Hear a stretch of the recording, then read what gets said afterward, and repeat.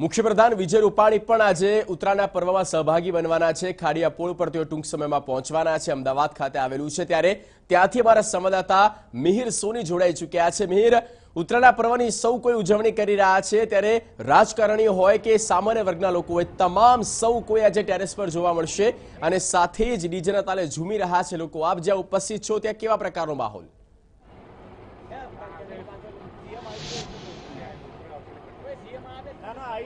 જગદીશ, ચોક્કસથી કે જે ઉત્તરાયણ છે ત્યાં પોળની ખૂબ મજા અલગ જ હોય છે। હું આપને દ્રશ્યો બતાવીશ કે જે અહીં પોળમાં તમામ લોકો નેતાથી લઈ અને સેલિબ્રિટી લોકો હોય છે જે પોળમાં જ અહીં આવતા હોય છે।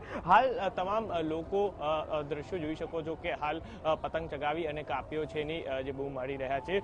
હાલ તો તમામ લોકો અહીં આવી ચૂક્યા છે।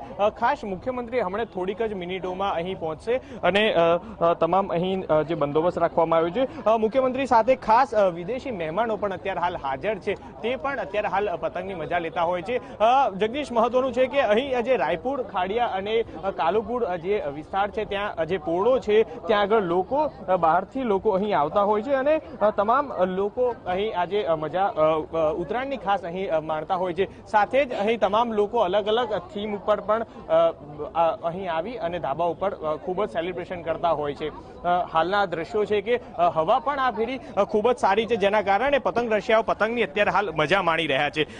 અત્યારે હાલ આ જે દ્રશ્યો છે જે રાયપુરના છે કે જ્યાં આગળ થોડીક જ વારમાં મુખ્યમંત્રી અહીં હાજર રહેશે અને તમામ લોકો મુખ્યમંત્રીને જોવા માટે પણ ખૂબ અલગ જ માહોલ છે કે તમામ લોકો અહીં ધાબે આવી ગયા છે અને તેમની આજે પતંગ ચગાવી અને તેમના એક ઝલક માટે લોકો અહીં આવ્યા છે।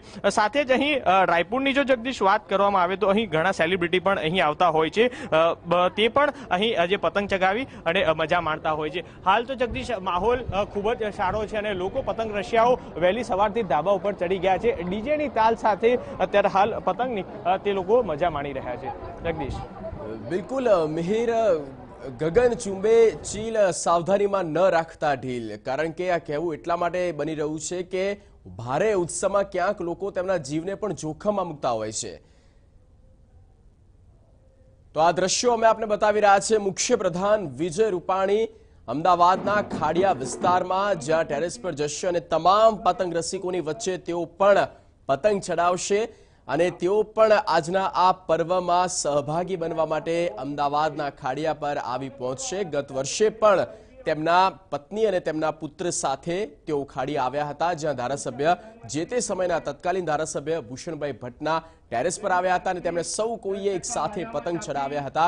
આપ જોઈ શકો છો મુખ્યપ્રધાન વિજય રૂપાણીની સાથે બિજલબેન પટેલ અમદાવાદના હાલના મેયર છે અને સાથે તેમની જે કમિટીની ટીમ છે તે પણ ઉપસ્થિત છે।